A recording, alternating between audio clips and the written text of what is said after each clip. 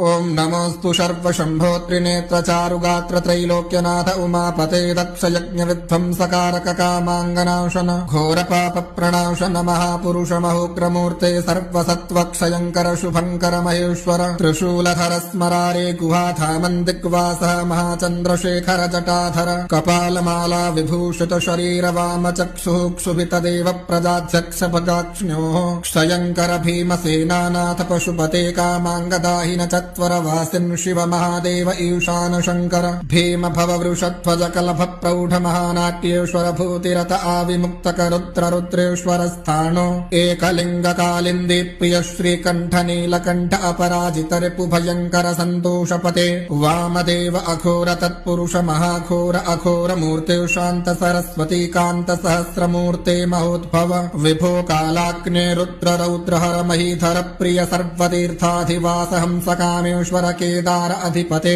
परिपूर्ण मुचुकुंद मधुनिवास कृपाण पाणे भयंकर विद्याराज सोमराज कामराज महीधर राज कन्या हृदयब्ज वसते समुद्र शायन गया मुख गोकर्ण ब्रह्मयाने सहस्रवक्त्राक्षि चरण हाटकेश्वर नमस्ते नमस्ते नमस्ते नमः।